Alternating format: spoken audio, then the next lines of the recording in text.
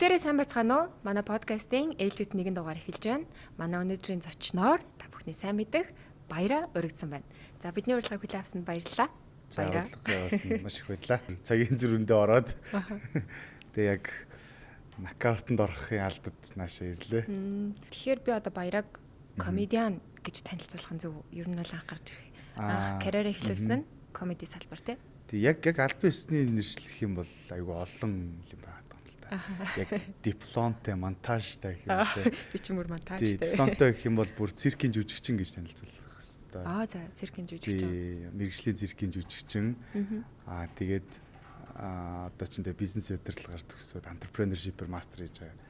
Тэгэнгүүт ч одоо яг хуваараа бизнес эрхэлж байгаа гэхэр ч одоо бизнес эрхлэгч. UB comedy уран бүтээлч. Гэхүүдээ бас тий. Би болохоор одоо ингээд анх олон танигдсан нь комеди салбар учраас комедиан гэх юм байна гэж бодлоо. Ер нь бас баг нэг удаа бас тэхинч баг илүү зөвдөө одоо жүжигчин баяр жаргал гэдэг хэрэг тэхинч мэдгүй. Би ч өөрөө тэгээ битсэн байгаа л өөрөө ч одоо гайхаа. Анх ер нь гэхдээ яагаад комеди салбар руу орё гэж бодсон юм? Анх өөрөө нэг ингээд комеди үзэхайг дуртай. Одоогоос чинь 11 жилийн өмнөх хэр чинь яг 11 жил болсон юм комеди. Тийм, stand up 11 жил. 11 жилийн өмнө Батаах basement дээр эхэлж ирсэн мөлий. Тэгэхэд би чи 14-тэй хүүхдээлээ. Багасаа л комеди үзэж өслөө гэдэг шиг тий. Яг үзээд дуртай байсан. Бүр багтаа хошин шогмог үзэл, Jackie Chan-ыг дандаа кино минь үзэл, ер нь бол гадны комеди жанрын кинонууд айгу дуртай. Тэгээ нэг найзууд дундаа жоох ингээд илгэлцдэг ингээл тэлхэн болгоо. Тэгэлжээстэй тэгвэл ангиул гээл тэгж үгэл ярьдаг байсан. Тэгээд яг тэр юугаараа л нэг хүн ялч нэг юм өөрийнхөө бодож сэтгэж байгаа ч юм уу те нэг сандаа ингээд буусан юм руугаа ингээд хүн ялч тэмүүлдэг байгаа. Тэгэл эдийн нэгэн цагт би нэг хүн инээлгдэг хүн болно, хүн инээлгэнэ гэж тулгамд явсаар байгаа ялч хүн инээлгдэг хүн болсон. Тэгээд надаа ингээ бодохоор ер нь бол хүн инээлгэнэ гэдэг чинь амар хэцүү шттэ. Тэг яг үндэ комеди хийдэг хүмүүс айгүй удлаг юм IQ-тай байд юм санагдаад байдаг байхгүй юу. Тэгэхээр ингээд анх ер нь за би ер нь чадах байхаа гэдэг тэр мэдрэмж ер нь төнд төрд юм уу эсвэл заавал ингээд тасралтгүй хичээл зүтгэлийн үр дүнд ер нь ингэж суралцдаг салбар юм уу? Миний бодлоор яг ямар нэгэн зүйл авьяас өгөгдөл одоо тэр creativity гэдэг зүйл бол ингээд хүн болгонд ирэх ингээд тэгшхэн ирдэг гэж боддог. Явцын дунд амьдралын орчин ч юм уу эсвэл үзэж харж байгаа зүйл тэгэл байгаа байдлаас тэрийг хөгжүүлэх тэгээд яг мэргэжлийн түвшинд очихороо тэрийгээ цаашаа хөглөх тийм их асуудлууд байдаг гэж боддог. Би багтаа айгүй хөөддөг хөхтэйсэн. Тэр нь их нөлөөлсөн болоо гэж боддог. Яг тийм creativity яг юм бүтээл сэтгэлгээг илүү задлахад яг одоо ингээд одооны дүүнер шиг ингээл те жоохон бах ингээл уйтаал шууд тоглоом бэлэн эсвэл ингээд таблет тутас YouTube бэлэн байх юм бол миний тарих өөрөө хөгжихгүй байгаад байгаа байхгүй. Тэнгүүд ингээд жоохон ингээл уйдангууд ингээд хевсний хээг хүртэл янз бүрийн юм болгож харж тэргээр ингэж гараараа ингэж тоглож байгаадаг те тоглоом байхгүй тэнгүүд ингээл айл гэртэж тоглож моголдог ингээд чулуун болуугаар юм хийж тэрийг сэтгэж өөрөө төсөөлж тоглодог байдаг ч юм уу те. Одоо ингээл өвөгийн ингээд юм цэсэж байгаа төрхсөн шүрүүп мөрөв хүртэл ингээд жижигэн цэргүүд мэргүүд болгоо тоглодог байсан. Тэнгүүд ингээл нэг юм багасаал ин creativity гэдэг зүйлээ ингээ хөгөлдсөн юм шиг санагдаад байгаа байхгүй. Тийм шүү. Тэгэхээр тэд нэг өөрөө өөрийгөө хөгжих арга нь бараг ингээл лаг юм бүтээлч салбар руу хөтлсөн юм шиг тийм. Бүтээлч байхын хамгийн одоо эхний алхам өөрийгөө уйтаах гэж байгаа байхгүй. Тийм уйдаж хүн уйдчиж өөрөө тэр уйдалтаас яаж гарах вэ гэхээр ингээ тархины аймаг ажиллаж эхэлдэг. Тэгэл ингээл заримдаа би ингээд нэг удаа би ингэсэн гэж жоохгүй ээж ингээд гарах гад байсан чи би ингээ үүдэн ингээ нүдэн зин инээгээд ингээ чи юу ийгээд инээгээд байж би талгаанд өнгөө зөхөж нэгээд бүр өнгөө хүртэл зохиодог хүүхдэлээ. Stand up comedy-гийн хамгийн анхны тайзан дээр гарсан тэр мөч ер нь сандаг уу? Сандаг. Тэр чинь бол одоо нэг санхүү эдийн засгийн сургуулийн тайзан дээр гарсан шүү те. Event хийсэн чи хүмүүс UB comedy ирэх чинь гэж андуураад бүх билетэн дууссан. Тэгээд залруулга хийгээд тэд нар биш шүү бид нар шүү хадар буцааж болно тэгээд тэгээ хоёрхан билет буцаагдаад тэгээ хүмүүс ер нь биднийг өрөвцөндөө ч юм уу хүний мод дурлсандаа ч юм уу те энэд яаж фейлдэх нүгэд тэгээ үзсэн яах нь харъя гэдэг. Тэгээд яварлаас тэрэн дээр бол фейлдэггүй. Тэгээ магадгүй тэрэн дээр фейлдсэн бол тухайн үед янз бүрийн дархлаа зовоог байсан болохоор тэгээ шүү болцсон байж ч магадгүй. Тэгээд тэр үеийн үзэгч нарт одоо л талархдаг. Ямар хазар бүү өдр гэж буу муу өдр гэгээгүй те. Тэгсэн бол одоо энэ подкастт орох ч үгүй ч өөр. Бас тийм шүү тий. Урам зориг болон цаашдаа хийх ингээд сэтэл өгнө гэдэг чинь хамгийн чухал тий. Би тэд харин манай подкастын нэр маань Upgrade. Тэгээд залуучуудыг ингээд өөрсдийгөө ингээд ер нь өдөр болгоо ингээ би тэд өөртөө ч анзаарахгүйгээр заавал нэг зүйл сурцсан нэг зүйл дээр ахиц дэвшилтэй байдаг гэж юу бодоод байгаа байхгүй хүмүүс яг өөртөө тэрийг анзаардаггүй бол болохоос заавал ингээ сайн юмнаас суралцахалгүй маргадгүй өнөөдөр нэг юм буруу хийсэн бол маргааш тэрийг ингэж хийж болохгүй байна гэж байгаа чинь хүртэл ингээд нэг суралцж байгаа нэг хэлбэр гэж бодоод тэгээ ер нь залуучуудыг ингээд өөрсдөө хөгжүүлэх ямар боломж байна өөрийнхөө хамгийн сайн хувилбарыг бүтээх ямар тийм боломжууд байна тэрийг ингээ хуваалцъя гэдэг сэдвээр эхлүүлээд байгаа. Тэгэхээр одоо ингээд өнөөдөр байгаа баяраг бас бүтээхэд яг өнөөдөр байгаа зан төлөвийн хүмүүжлийг бий болгоход хамгийн чухал нөлөө үзүүлсэн зүйл нь юу юм бэ? Би бол шууд дадал зуршил гэж л тий. Багасаа хэрэгжүүлсэн. Тэр дадал зуршлыг аав ээжээсээ авсан уу? За дадал зуршлын өмнө гэх юм бол аав ээжээсээ авсан гэх юм бол ер нь бол хүрээлэн буй орчин нөлөөлөл гэдэг сэдв рүү заалшгүй орохгүй юм байна л да. Одоо ингээд хүмүүс ингэж ярьдэн шүү дээ. Хүнийг найзаар нь дүгнэ, хүнийг ингээд те ерөөхдөө эргэн тойрны хүрээллээр нь дүгнж болно гэдэг. Тэр л баг үнний ортой гэж боддог. Ягаад тэгэхээр бидний ингээд эргэн тойронд байгаа хүн ер нь юу сонсож гин, юу харж гин, юунд итгэж гин те. Одоо ингээд юунд илүү ингэж мотивац авж гин, юугаар ингээд баг ингээд өдөр тутамд амьсгалж гин. Хүн яг тэрнгүүрээ ингээд заяа төргөө өөрийнхөө ингээд амьдралыг ингэж яатсан санагддаг хөөх. Би хэлдэг ингээд аль болох ингээд гадагшаа явж үзэх хэрэгтэй, олон хүмүүстэй танилцж юмыг олон талаас нь ингээд үзэж харах хэрэгтэй гэдэг үнэртэй хэлдэг. Тэгэхгүй зөвхөн ингээд амьдарч байгаа байр сурж байгаа сургууль ингээд нийлж байгаа найз нөхдөөрөө өөрийнхөө хүрээлийг тодорхойлох юм бол тэр хүмүүс чинь ертөнцийн хамгийн сөрөг хүмүүс байл яах. Өөрөө мэдгүй шүү дээ тэрийг. Хүмүүс ерөөсөө хүн төрлөختөн тийм гэж тэр хүн бодож тэ. Нэг юм ингээд ярьдаг, өө болохгүй, өө чадахгүй ингэнэ ингээл айгуу тийм мөрөөдөлгүй тийм зориггүй тийм хүмүүс донд байгаад их юм бол бас айгуу хэцүү. Тэгээ дадал зуршил гэх юм бол мэдээж одоо зөв хооллох, эрт дундаа тасгал хөдөлгөөн хийх михтэй одоо ингээд өөрийгөө байнгын ингээд сэнгэлэх одоо тэр сурч хөгжих цагаа ерөөсөө хойш нь тавихгүйгээр ингээд сардаа тедэн ном уншин гэдэг ч юм уу. Тийм дадлуудыг ерөнхийдөө хүн суулгаж явах хэрэгтэй. Яг ном унших гэдэг бол том асуудал биш. Дадалтай хүний хувьд бол өдөрт нэг 10-аас 15 хуудас уншихад тахад өдөртөө угаасаа өөрөө ингэ нэгтгэх болчдөг. Яг дасгал хийхгүй байж байгаа дасгал хийхээр хүн дасгалаасаа шантардаг. Дасгал хотлоо яг үр дүнгөө өгдөг те. Өдөр болгон за нэг гар дээр 50 сунах ч гэдэм юм уу эсвэл нэг өглөө болгоныг за 10 минутаа бол зүгээр л 5 минут гүйчгэд айгу өглөө болгоно шал өөр хөх. Олон өдрийн үр дүн чинь нийлэхээр нэг том өөрчлөлт авчирч байна. Тийм. Ерөөсөө баг нэг юм Японы Kaizen гэдэг зарчмаар. Ерөөсөө апгрейд гэдэг бол ингээд нэг бол ийм инновацийн нэг амар том ингээд quantum leap хийх асуудал байгаа шүү дээ. Level up биш бүр ингээд galactic-ийн орно ингээд их хүсрэлт хийх те. Одоо стартапаар бол ингээд бүр сарлуу буужиндах. Хүн бол бараг тех боломжгүй. Суглаанд хожихгүй юм бол. Тийм шүү дээ те. Тийм. Аль эсвэл бол гинт нэг амар юм арабын шейх ирэл би чамтай сууна гэл. Тэр бол одоо ажил битгий хий. Одоо ерөөсөө ажил битгий хий ч юм уу те. Эсвэл бол одоо юу гэдэг чинь ингээ яг нэг юм нэг дизайнер байлаа гэсэн чинь яг ингээд One Piece-ийн ингээд нэг Oda Eiichiro ингээд андуурч мэйл тэр үлээ бичээл те. Тэгэл тэгсэн чинь нөгөөх нь вау над руу юу гэсэн чинь за юу ч чиний авэсийг шалгая гэл. Тэгэл чи тэнцэж байна. Нэг тиймэрхүү юм болдоггүй юм бол одоо ингээд дэлхийн амжилттай явж байгаа бүх хүн тодорхой хэмжээнд амар хөдөлмөрлөсөн байдаг. Бид нар ерөөсөө амжилтыг л хардаг. Тэрний ард ямар дадал зуршил ёс суртахуун дээрээс нь сахилга бат байдгийг бид нар ерөөсөө анзаардаг юм. Харин их битгий хий, бага битгий хий гэхдээ тогтмол хий гэдэг л бол алтан дүрм гэж ойлгоод байна ч тийм. Одоо хоёлаа дадал зуршил гээл зөндөө ярьлаа. Гэтэ баярагийн үед одоо өдөр тутамдаа хэрэгжүүлдэг тэгвэл хамгийн онцлог дадлууд нь юу юм? Бүр одоо тогтмол хэрэгжүүл. За өглөөний цагаа бол заавал удаг. Тэр бол хамгийн том дадал гэж байна. Эрүүл мэнд урт хугацаанд аж хэрэгтэй. Дараагийнх нь болохоор өглөө гэрээсээ харахтаа заавал нэг хүнтэй танилцсан, эсвэл нэг юм мэднэ, эсвэл би мөнгө олох хэрэгтэй гэж боддог. Яг энэ гурван юмыг бод тий. Ерөөсөө тэгж боддог. Аль нэг нь л ер нь бол ингээ яаж игээд биелүүлсэн байх хэрэгтэй гэж би боддог. Яаж игээд би өдөр болгон тодорхой нэгэн байдлаар мөнгө олсон ч би олоогүй ч өөрийгөө харилцах данснасаа хоригдлын данс руугаа тодорхой хэмжээний мөнгө бүр өдөр болгон татуулдаг. Өдөр болгон хичээдэг. Татуулахгүй, автоматар татуулахгүй.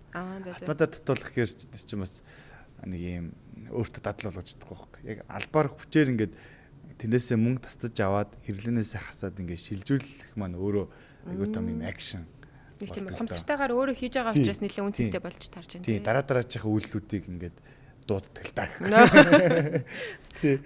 Ер нь бол ингээд маш олон салбарт ажиллаж үзэж штэ тий. Тэнгүүт ингээд хамгийн ихний асуулттай адилхан. За энийг нэг оролдоод үзье гэд шинэ салбар руу орд юм уу? Эсвэл би нэг чадах байхаа гэдэг мэдрэмж төрд юм уу? Залуу байгаа дээр туршаад үзье гэж ороод за энэ чинь өстө үнэхээр хийх ёстой зүйл юм байна гэж бодонгуудаа за оролдоод үзье. Үргэлжлүүлдэг. Эцсийн үзье гэдэг юмнууд ч гэсэн байгаа. Ер нь бол миний гол зарчим юу гэхээр олон юм одоо мультитаскингийн нэг юу н одоо ингээд бидрээс байх ёстой шаардлага нь юу гэхээр хэрэггүй зүйл цагаа ерөөсөө үрэх. Тэрийг ерөөсөө тэгж төшөөрдөггүй. Яг тэр хэрэггүй зүйл цагаа өрөх юм бол бусад ингээ юмнуудын баланс нь алдагдаад эхэлдэг. Тэгэхээр миний харж байгаа зүйл нь ихэд эхлээд тандалтын судалгаа аюу хийдэг. Ерөөсөө ингээл айгүй тандалтууд хийдэг. Орох салбараа. Гэтэ тийшээ яг орох чинь ингээ бус юмуд хаях биш ингээ ярьж байхдаа ажиглаа л өвчдөг. За энэ юу н хүнд ямар хэрэгтэй юм ингээл те. Энэ юу н надад яг яах юм ингээл өөрөө сонирхол ингээ сонирхож үзээл одоо тэр ингээ үнэхээр надад миний сонирхол хоббиг татчих юм уу те. Яг ингээл хүсэж хийдэг тэр нь үнэхээр миний бодсноос шал өөр байх юм бол тэгэл шал зэнэг штэ те. Тэгээд тэрийг шууд орхичдаг байхгүй. Зарим зүйлийг ингээ орж үзэх сонирхол татахгүй байлаа ч гэсэн тэр нь үнэхээр ирээдүйд үр өгөөжтэй алхаар надад хэрэгцээтэй миний ингээд замтай огтлцохоор зүйл байх юм бол окей за би энэхий хэсгээд авчи. Тэгээд цаашаа гоё жигдэрх юмдаа байгаа хаа гэд. Тэгээд өөрийгөө шахдаг байх нь шүү дээ. За шах үедээ шахна, шахгүй үедээ бол өөрийгөө шахаж гаргана. Тий. Урлаг болон спортын нэг хүний нэг яг юм сул тал, даваа тал нэг бизнес төр гарч идэм бэл. Даваа тал нь болохоор нэг юм шантаршгүй, матршгүй яг эцсийн үздэг. Одоо урлагч гэдэг юм уу те нэг уран бүтээлийн ард гардаг те. Спорт бол заавал нэг юм яг энэ тасгалын ард гардаг, ялтын төлөө гэж гэдэг те. Тэр бол бизнес төр нэг бол даваа тал болдог. Сул тал нь юу гэдэг үнэхээр явахгүй зүйл дээрээ хүртэл тэгж махраад идэг. Маш олон бизнесийн кейсүүд байт юм бэл. Одоо ингээд ихтэй яг баярагийн яриаг сонсохоор ингээл энэ зүгээр юм байлаа, тэгвэл зүгээр юм байлаа гэд ингээд айгүй их юм ойлгосон. Өнөөдрийн өндөрлгөөс харахад гэж байгаа юм яриад байгаа байхгүй. Тэнгүүт ингээд ийм бага хугацаанд магадгүй бид нар ч одоо залуу хүмүүс шүү дээ. Яаж энэ болго нэг ойлгосон гингүүт ингээд аав чинь тийм мундаг юм уу? Чам зааж өгсөн юм уу? Эсвэл үнэхээр өөрийнхөө бүхнийг оролдож үзсэн туршлагаас эднэрийг аваад байгаа юм уу? Тэр надад айгүй сонирхолтой санагдаад байна л да. Манай аав ээж ерөөсөө ийм хийгээ зааж өгдөг шүү дээ. Эсвэл ингээд ийм хийлээ гэхэд яг оюутан байх хугацаанд л ингээд жоо оройтч мөрөйтөнгүүд ингээд хаашаа яваад ирж байгаа ингээд нэг тийм уусаал бүх аав ээж нар байдаг те. Эсвэл чи яг хинтээ нийлээд юу игээд байгаа ингээд 10 жил тэгдэг байсан. Сүүлдээ яг ингээд гэртээ хүн ингээд өөрийгөө нотолж иж аав ээжийнхээ итгэлийг олж авах юм байл л гэж үзсэн. Дийлэг хүмүүс ингэдэг байхгүй. Би ингээд ийм том бизнес хийх гээд байхад ингээд аав ээж юусоо дэмжихгүй байна мэн гэдэг л те. Тэнгүүт нь би тэгвэл чи ядаж өглөө гэртээ эрт тусаад дүүнрээ хүргэж өгдөг ч юм уу те. Эсвэл гэртээ юм сахилга баттай байдаг гэдгийг өөрөө аав ээж нотолж харуулсан юм уу. Ядаж чи ингээд гэртээ ингээд те хоол молоо хийчихэд агаас нь шууд юмнуудаа ингээд хураад юм уу. Тэр болгоноос чи ингээд хандлагаас чи ингээд аав ээж чамайг ажиллаж байгаа. Тэгээд чамайг яг энэ дэр чадах уугүй юу те. Нэг биеэд сад гэрээдсээ төрөөс гэдэг шиг бүлтгүүл төсрөөд байдаг. Яг начир дээрээ жижигхэн үйлдэл дээрээ чи өөрийгөө нотолж чадсан юм уу гэж байна. Гэсэн. Тийм, ер нь бол эмчтэй гэдэг хандах чи аав ээж нарын тэр сенс чинь ер нь бол үнэн бохгүй. Хүүхдийнхаа уг хүмүүсийн багцааг нь мэдж байгаа. Тэгэхээр юунд цагаа өрөх гээд байна уу? Эсвэл ийшээ яг үнэхээр орж алах гээд байна гэдэг юм чи. Тэгэхээр эхлээд өөрийгөө гэртээ өөрөө сайн хүн болох хэрэгтэй. Гэрт карьераа өөрөө босгох тий. Гэртээ карьераа босхоогүй чи амар дэлхийн юм яриад том яриад те. Гэтэ ер нь бүтэн цагийн ажлын хажуугаар тэгээд давхар хоббигоор ажил хийж яснаа. За ер нь бүтэн цагийн ажлаа болиё. Би дуртай юм хийгээд амьдралж болох юм байна. Гэт шийдэхдээ ер нь өөртөө аим итгэлтэйсэн үү? Яг тэр шийдвэр айгүй хэцүү байсан л та. Яг маш олон хүчин ингээл ер нь ингэж. За би ер нь бол ингээд бизнес хийх хэрэгтэй байна.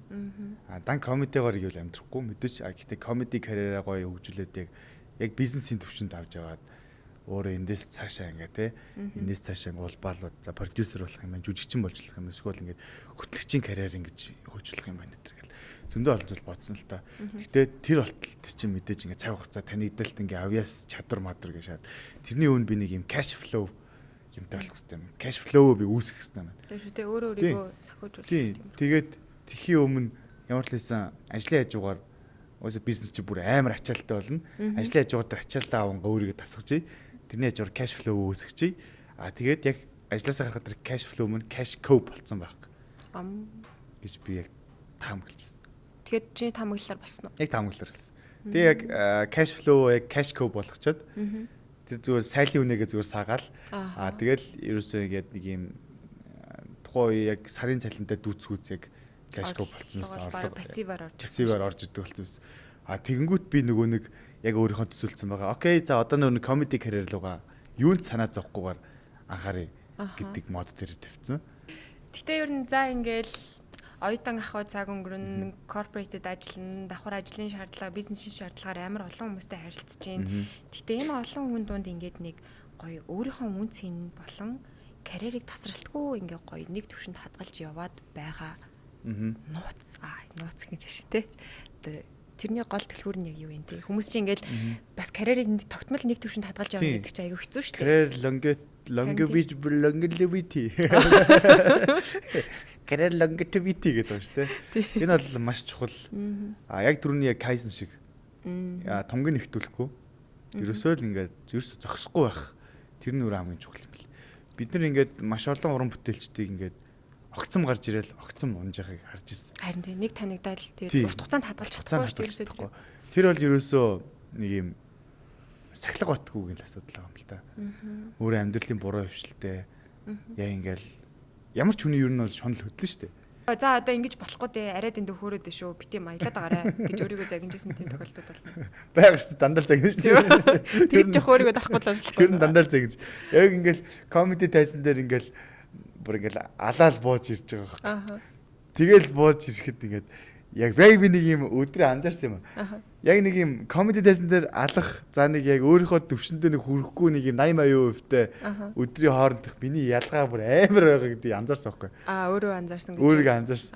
Ингээ манай комедианы өвчтэй тий. Яг тайзан дээр алж буугаад ирэхэд тэр чи явахгүй шүү дээ. Тэргээр ингээд байгаа л ингээл тоглолтоо үзээд хүлээхэн чи зүгээр ингээд тоглолтоо үзээд нүүр бардам арын өрөө мөрөө нэгээр байгаа л яг фейлцэн комедиэр зүгээр зүгээр ингээд алга. Би тэгэл ер нь тэгээд өөрийгөө бодсон л та яг өөрийгөө ажиглал. Би ер нь ямар муухай хүн бэ те. Яг ингээд алсан өдрөө би бас ялгаагүй нэг үзчих чи өөрөө шоу үзсэн сууж байгаа байхгүй. Айгүй нэг тийм сэтгэл хангалуун те. Барыг би энд байж шүү гэдэг подкаст яриа л гэдэг. Жилийн дараа би живцэн бүл яана. Тэгээд бас баяраа уулзсных мэдээж мөнгө болон хадгаламжийн талаар ярилцгаа бол өстой алдс болох байх. Тэгэхээр энэ баяраа одоо ингээд санхүүгээ олон их усүртэй байна. Ажил хийжсэн хүний хувьд яг нь анх хадгаламжийг хоримтлалыг яаж эхлүүлж эхэлсэн.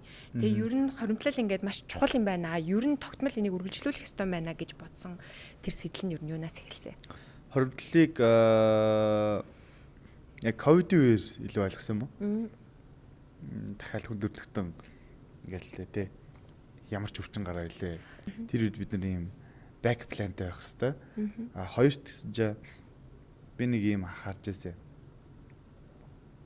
Айгүй юм чинэлэг.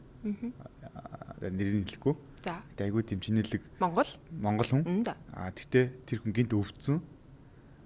Тэр хүн бэлэн мөнгө хэрэгтэй болсон. Тэр хүн өөрийгөө байртай, машинтай одоо тий ийм идэл чиргэлж юмнууд ингээд байгаадаа өөрийгөө одоо тийм одоо юу гэж тийм хөрөнгөтэй гэж ойлгож ирсэн. Яг цагаад туссан чинь тэрийгээ зараад юм авах гэсэн чинь тэрэн зарагдаагүй машинууд нь зарагдахгүй утсан ч тийм. Одоо 5 мал байлаа гэхэд тэрийгээ бараг амар хямдхан бүр ингээд зарж мараа л тий. Тухай би бодчих. За бидний ер нь ингээд хөрөнгө мөнгө ингээд бит хөрөнгүүд бол айгүй хэцүү. Үнцний алддаг хөрөнгө гэж байдаг. Үнц нь өсчөдөг хөрөнгө гэж байдаг. Гэхдээ байр хэдийн үнц нь өсдөг байлаа ч гэсэн яг шаардлагатай үед тэр хурдан хувирч чадахгүй. Тэгээд ингээд миний дансны хадгаламжийн гэх юм бол дансны аргууд байдаг л та. Олон дансны арга. Яг өөрийнхөө хадгаламж үүсгэхдээ хэрэгжүүлдэг аргууд байна. Тийм, олон дансны арга байдаг. Одоо ийшээ за нэг аялал, ийшээ нэг боловсрал, за ийшээ хобби, ийшээ өдөртний хэрэглээ гэдэг ч юм уу те. Тэгээ шаардлагатай бол нэг юм шинэ мотивац гарч ирэх юм бол тэрэндээ жижиг хадгаламж үүсгэдэг. Тэгээд тэрнийхээ ингээд маржуудаа ингээд хуваацсан байдаг хөөх. За боловсролд 30%, аялал руу 30%, за өдөр тутамдаа 10% гэдэг ч юм. Тэгээ ингээд маржуудаа хуваагаад тэгээ ингээд гарч ирнэ штэ. Тэнгүүтээ яг тэр ингээд хэд хэдэн санхүүгийн сүнсэртэй ингээд хуваачна. Яг ерөөсөө ингээд За тэнгууд би ингээ хобби байлаа. За хобби чи. За хобби гэж хааш. За зүгээр нэг юм шинэ нэг юм зорилго гараад ирж тийм зорилготой хатгал. За зүгээр ингээд нийтлэгээр яриа. iPhone 17 гэдэг утас гараад ирлээ. Би iPhone 17 авах гэсэн чинь энэ зах зээлийн үнэлгээ 6,200 байна. Тэнгүүд би шууд миний дансандах одоо хадгаламж за 10 сая байлаа гэж үтээ тий. Би аваад авч чадхаар байгаа. Гэхдээ би тэрнээс авахгүй. Яа тийм л тэрэн зориулсан хадгаламж. Тэрэн зориулсан хадгаламж биш. Тий. Аяллаа хадгаламжаасаа би бас авахгүй гэсэн. Тэгэнгүүт хүний нөгөө нэг ханд дарагдан дээрээс нь окей би өшөө хөдөлмөрлөх хэрэгтэй байна. Навш гэж. Тийм зүйл гарч ирдэг. Тэгэхээр ер нь бол нэлээд сахилга баттай л байдаг гэсэн үг. iPhone 17 авлаач вэ, үгүй ч вэ миний амьдрал өөрчлөгдөхгүй гэдэг юмыг толгоондоо буулгаж ирдэг л те. Тэгээ үнэхээр тэр хадгаламж үнэхээр хүрж ивэл окей. Тэнгүүд хүмүүс шиг гэдэг байхгүй. Хадгаламжиндаа тохируулаад юм орлогондоо тохируулаад өөртөө мөрөөдлийг хомж эхэлдэг. Хомдөг. Яг өнөөдрөөр төсөөлөд. Өнөөдөр би нэг юм корпорат байгууллагад ороод ажиллаж байна. Миний KPI ингэж байна. За би жидийн сүлд би нэмэлтээ аваад яг ингэн. За миний мөрөөдөл за тэр хавцал байх юм байна да. Хүн аяга мөрөөдөл ингэж хомдөг. Би ерөөсөө тэрийг эсэргүүцдэг. Тэгвэл барай нөгөө танах юм бол эсрэг байдаг гэсэн үг шүү дээ. Танах юм бол эсрэг байдаг. Мөрөөдөл орлогонд тааруулаад хүмүүс чинь таньж. Тийм. Тэр ерөөсөө болохгүй.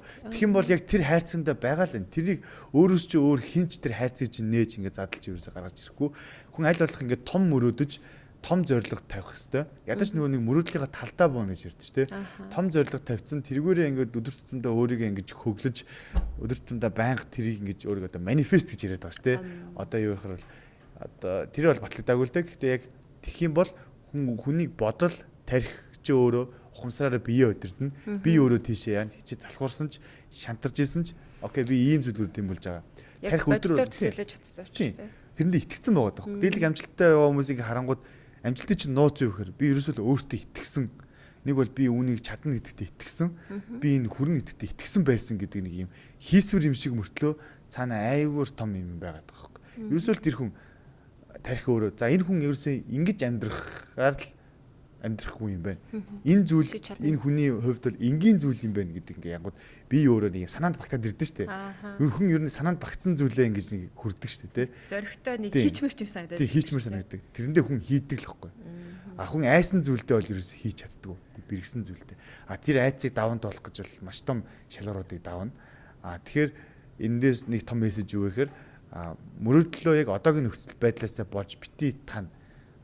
Тэр байтугай бүр ингэж хязгааргүй ингэж мөрөөдөд мөнгө төлөхгүй хязгааргүй мөрөөд хязгааргүй тэрийгээ тэл өөрийнхөө авах гэж байгаа зүйлээ бүр хязгааргүй бүр ингэж ямар ч unlimited тий бай тэрний төлөө өөрийгөө тасралтгүй апгрейд хий ерөөсөө тийм байгаад байгаа. Тэгээд тэр яаж ч чадсан дансандаа хүрэхгүй 27 руу орохгүй гэдэг философи нь яг тэрнтэй уялдаж За байгаа. зүгээр л өдөр тутмын 9-өөс 5, 9-өөс 6, 8-аас 5 ажилдаг залуучууд ингээд цалингийн орлоготой бүх одоо цаг маань миний ажил зарцуулагдаж байна гэж одоо бодож байна тий. Тэгээд үлдсэн цагаа гэр бүлдээ зарцуулдаг ч юм уу. Тэнгүүт дан ганц цалингийн одоо бүтэн цагийн ажил хийдэг хүмүүсийг орлогооны юм гэхэд байхаар яг юунаас эхлэх юм мэдэхгүй байна. Тэгэхээр яг яах ёстой. Би одоо нэмэлт орлого олох их үүсвэрүүдэд нэмэх юм бол хамгийн түрүүнд яах ёстой. Хамгийн түрүүнд бид нар ингээд шинэ бизнесийн ингээд юу юм хайгаал те сорсууд хайж майгаал амар энгийн зөв. Бид нар ингээд шинэ бизнесийн ингээд сорсууд хайж майгаал хаана юу ашигтай байна, юу алхахаар байна, юу суралцах хэрэгтэй байна. Үгүй тэр ерөөсөө хэрэггүй. Зүгээр л шинэ орчинд шинэ хүмүүстэй танилцахаас эхэлнэ. Тийм миний хувьд бол. Тэр нь шинэ боломжуудыг эхлэл болдог. Шинэ боломжуудыг ерөөсөө нээн шинэ өнцгүүдийг нээдэг байхгүй. Тэгжиж хүн яг өөрийнхөө хүрээллээс гараад ирэхээрээ өөрийгөө яг юунд гатцсан байснаа ойлгоно. Нэгт хоёрт тэр хүмүүсийн хоорондоо гэпийг ойлгоод эхлэнгүүт энэ дунд нэг ийм зөрчилтэй байгаа юм байна. Тэгвэл энэ дээр нь шийдэл олчий гэдэг дээр яг антрепренер юу сэтгэлгээ гарч ирдэг. Миний хувьд бол яг тийм. Тэгээд өөрийнхөө ур чадвар өөрийнхөө тэр нэг нөөцийг аягүй сайн харах хэрэгтэй. Надаас мөнгө гарахгүй зүйл юу ажиллах уу? Миний дийлэх бизнесүүд ерөөсөө ингэж эхлэлийн хөрөнгө шаардахгүй бизнесүүд байгаа юм. Жинхэнэ өөрийнхөө чадваруудыг зарж эхэлнэ гэсэн үг. Чадваруудаа зарж эхэлнэ гэсэн. Чадваруудаа нөөц болцоогоороо надад манай гэр бүлд юу байдیں۔ Ажиллахгүй принтер байна уу? Тоосон дарагдсан зүйл юу байна? Энийг яаж ашиглаж болох уу гэдэг ч юм те. 9-өөс 18 хүртэл ажиллаж байгаа би завгүй байна гэдэг бол надад бол шалтгаал санагддаг. Би ч бүр орой өглөө 7-оос орой 23 хүртэл ажиллаж байгаа шүү дээ. Тийм. дийлэнх том байгууллагуудын CEO-нууд бол өдрийн 18 цаг маа гэдэр бол ажиллахад бол easy л гэдэг.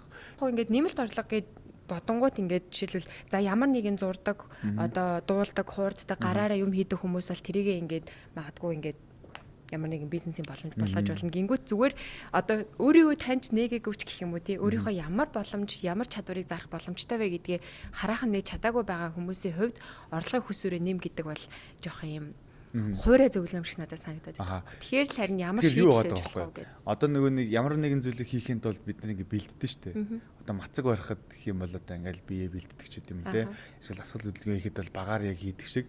Тэрнээс яг шууд орлогын хүсвэрээ нэм гэдэг маань яг шууд окей гэд нэмчих асуудал биш. Тэрний өмнө бэлдэх зүйл маш их байгаа. Буюу түрүүний миний хэлдэг шиг нөгөө нэг судалгаанаас урьтаад олон хүнтэй танилцсан орчноо соль гэдэг маань өөрөө тэрний нөгөө нэг эхлэл байгаа байхгүй. Смут орох эхлэл. Тэгээд тэрхээрээ ингээд хүний майндсет угаасаа ингээд өөр болоод ингээд ачаал мачаал ингээд олон төрлийн юм байгаа. Тэгэхээр нөгөө нэг орлогоо нэм бизнес хий гэдэг одоо тий зүйлүүд маань ингээд хүний толгойд яг арай өөрөөр орж эхэлнэ. Тийм. Тэгээд хүн яг орлого гэхээр заавал яг бизнестэй холбож ус бодож болохгүй. Бид нар хоримтлалаасаа ч гэсэн орлого олж болно. Яг хөрөнгө оруулалт, зөв хөрөнгө оруулалтаас бид орлого олж болно. Тийм. Хувьцаа, бонд. Залуучууд бас санхүүгийн зах зээлийг санхүүгийн зах зээл дээр бид нар ингээд сонирхож үзэх хэрэгтэй. Тэгээ одоо үнцэн нэмэгч идэг. Тэгээ бид нар чинь юуны төлөө бас энэ мал аж ахуй эрхэлдэг улсад амьдарч байгаа билээ. Тэ? Гэх мэтчлэн маш олон зүйлүүдийг бодох хэрэгтэй. Орчин үеийн хүмүүс нүүдэлчин зан заншлыг орвол юутай болгоо. Миний яг сүүлийн үед үнэхээр тарих гашлаж байгаа нэг юм ормоор байгаа нэг бизнес айдиа байгаа. Би зүгээр л концепцэнд хэлье. Би тэрийг яг Shark Tank руу орох уу? Альсгүй шууд шаардлагагүй хөрөнгө оруулагч яах уу гэж бодоод байгаа байхгүй. Зүгээр ингээл төсөөлье заяа. Уламжлалт мал аж ахуй. За ингээд энэ нэг мах заяа. Мах. Бидний iPhone ингээд drive дээр ашигладаг cloud system. Энэ хоёрыг ингээд merge хийсэн гэж ойлгож. Би яг ийм бизнес модель дээр одоо яг судалгаа толгоог ажиллаж байгаа. Өөртөө санаанд оромгүй юм байна. Тий, ерөөсөө санаанд оромгүй. Тэнгүүд ингээд миний зүгээр ингээд ийм янз бүрийн бодол өгдөг хгүй. Энийг одоо хин нэгэн санаа авал хийн үз. Мачад дурлагсад одоо айгүйх байгаа тий. Мача гэдэг. Өөрөө мача уудаг. Уудаг. Би бас амар дуртай. За, тэнгүүд мача бол generation Z-ийн хувьд бол ингээд яалтчгүй ингээд хэрэгцээтэй зүйл. Соёл болчих тий. Тэнгүүт ингээд үйлдвэрлэгч компаниуд маань бүтээгдэхүүн хөгжүүлэлттэй ч гэсэн мачаан дээр ч гэсэн их мачатай ааруулж юм. Яг үндснийхээ. Альсгүй бол одоо ийм дотроо мачатай. Одоо цагаан сар болгоч шүү дээ. Яга мачатай уул бов ижлэхгүй. Дараа нь идэхэд амруу. Тий уусаад тэр чинь цайнд дүрэл идэн шүү дээ. Generation Z-үүд ч дээ. Яга мачатай уул бов байж. Дотроо тэр чинь ингээд Евэн дотроо нэг ийм бурам гэж байдаг шүү дээ. Шанз бурам те. Тэнгүүд тэр нь ягаад ийм мачад шиг байж болдог. Зүгээр л тийм бохоо. Ийм бохоо эсрэг тэсрэг зүйлүүдийг ингэж хооронд нь ингэж нийлүүлж хүн аягүй бодох хэвээр. Хэрвээ яг энэ бизнес санаа гаргаж ирээд окей яах юм бол би хөрөнгө оруулах зүйлээ. Түрүүн баярагийн нөгөө хадгаламжны яриа руу эргээд ороход хоёлаа олон дансны аргыг хэрэглээд үр дүнд хүрсэн байна те. Чам дээр бол хэрэгжиж гин гэж бодож байна. Эсрэгээрээ харин хүн чинь зөндөөл арга туршиж үзсэн ш магадгүй өдөр болгоныхоо зарлахыг бүртгэдэг ч юм уу. Би ер нь хэдэн дээр үрээд байгаа ингээ хардаг ч юм уу. Ингээ ерөн санхүүгийнхаа дадал зуршил дээр хувийн санхүүгээ удирдахад хэрэгжүүлж үзээ за энэ бол үнэхээр бүтэхгүй юм байна. Энэ бол хэрэгждэггүй арга байна гэж бодсон тийм зүйл байна. Төгсгөлнөөс баяраагаас дахиад нэг асуух зүйл байна. Ер нь ингээ цаашдаа одоо гоё яг би энийг л хиймээр байна гэж бодсон байгаа нэг гоё төлөвлөгөөнөөсөө хавалцаач нууцлал. Төлөвлөгөөнөөсөө юу? Би докторийн зэрэг хамгаалмаар байгаа. Тий. Бүр ингээд бизнестэй бүр явандаа одоо чинь бизнесээр яваад entrepreneurship-ээр явцсан. Одоо бүр инновацаар яг бүр доктор руу зүтгэмээр байгаа. Тий. Яг ингээд гадагшаага. Яг бодигийн одоо фитнесийн тэмцээнд орж үзмээр байгаа. Бүр яг гоё бэлдээд яг биеийг гоё уурлаад тэмцээнд орж хүн ч одоо нэг л амьдрах юм чи. Яг одоо тий яг одоо яг энэ насн дээр л яг тэрэндээ яг тэр голдо хүрмээр байгаа. Гуравт нь хэм бол би санхүүгийн хувьд зүгээр баг нүдэ анж байгаа л ямар болсон. За явъя тий. Тим санаа зовх зүйлгүй. Тий санаа зовх зүйлгүй тим төвшөнд би очимоор байгаа. Одоо бол тэгэл яах вэ? ингээд яг ийм эргэлдэж байгаа юу нь ингээд айгүй хичгсэн заримдаа ашигын марж идэр бол айгүй багтай байдаг. Одоо 9 сард бол жишээлбэл цалингаа тавиад өөртөө айгүй жоохон мөнгөтэй үлдсэн ч гэдэг ч юм уу те 3,000 төгрөг мөнгөтэй үлддэг ч юм уу тийм үе зөндөө байгаа. Тэгэл тэрийгээ өөртөө бол ерөөсөө окей ямар ч лсэн би хасгатай гарсангүй гэж одоо баярлаж эргээр харсан гэдэг ч юм уу тийм зөндөө байгаа. Тэгэхээр бас хэд хэдэн яг passive income үүсгэх passive income-ийн түвшинд очуулах тийм бизнесээ дараагийн түвшинд гаргах тийм бас хэд хэдэн ажлууд байгаа. Би ажиллахаа зогсоохгүй. Гэхдээ би юунд санаа зовхгүйгээр гэр бүлдээ цаг зарцуулаад мөн адил манай гэр бүлийн хүн ч гэсэн юунд санаа зовхгүйгээр өөрийнхөө хоббинд цагаа зарцуулж идэг. А би ч гэсэн өөрийнхөө хоббинд цагаа зарцуулж идэг. Тэрийг би жинхэнэ санхүүгийн эрхчлөө гэж л. Төгсгөлд нэг бас хүсэх зүйл байна. Гоё үзэж байгаа залуучуудад зориулаад. За чи зүгээр ганц энийг л хийчих юм бол чамд ер нь урт хугацаанд маш гоё үр дүн гарна гэсэн нэг л зөвлөгөө байвал өгч. Тийм. Ерөөсөө л арх тарсаал болчихгоо. Тий. Одоо тэр чинь амар их зардал шүү дээ ер нь л тий. Одоо ингээл уухгүй байж болоо л гэдэг. Адаглаад на веб болчих. Веб болгүй санхүүгийн боловсралтай бай, санхүүгийн сахилга баттай байгаарай. Цахим залил нь лойроос бид нар маш сайн одоо сэргийлж байх хэрэгтэй. Үнгүү зүйл хулганы хавханд л байдаг гэдгийг өдрөө ойлгох хэрэгтэй.